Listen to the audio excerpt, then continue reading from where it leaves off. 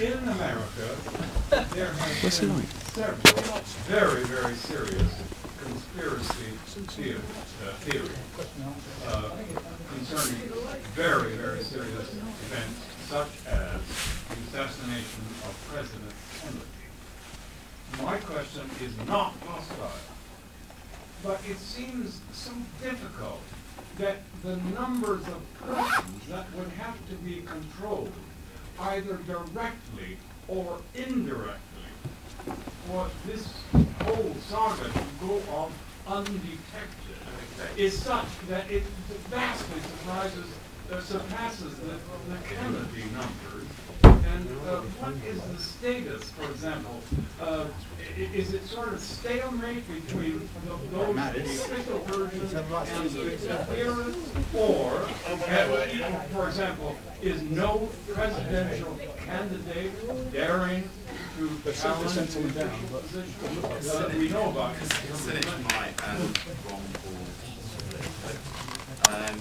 I mean, I think in answer to your question, okay, I'm going to tell you a story about one of the witnesses, about how do you keep such things secret? Yeah, okay, right, okay. Well, first of all, you've got to assume, you've got to make a judgment as to how many people needed to have been involved at various levels and things like that. The first thing is the Manhattan Project, 1945. Okay, that was the project to build a nuclear bomb. It succeeded.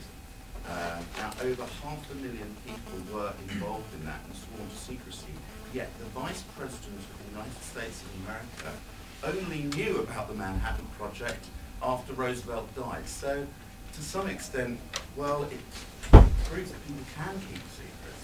But let's talk about some of the witnesses and some of the experiences that we've had making the film, because I think that will inform why it is that people are so scared to speak out. Sorry, can I just ask quickly who you are and what your role is? Oh, I'm the executive producer. I've been involved creatively up to a certain point, should we say. And I brought David Ray Griffin on, who's the script consultant, because we wanted to make a film that was 100% factually accurate. We didn't want to make any speculation, because as soon as we tell one pork pie, then our whole argument is destroyed. So we employed someone with the highest academic credentials.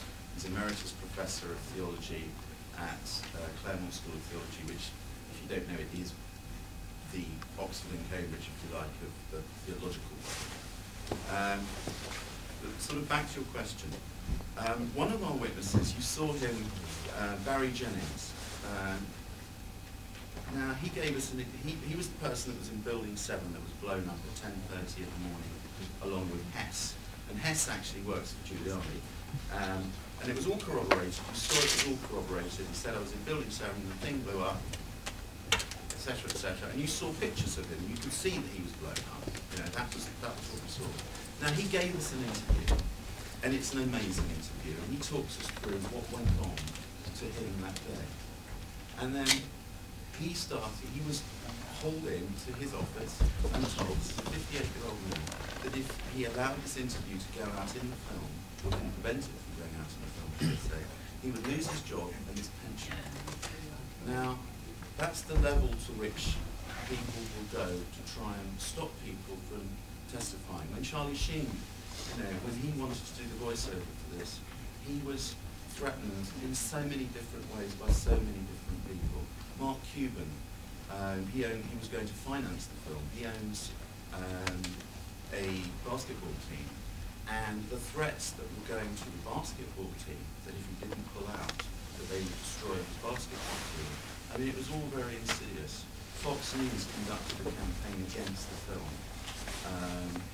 So pressure has been brought, and I can quite understand why, if I was involved in some way in, maybe setting the charges at 9/11 or something like that, I mean, I'm not going to tell anyone about it. I'm going to hold that secret to the day I die, because I know if they're capable of that, they're capable of killing my family, they're capable of doing anything they want to do, because you're implicated.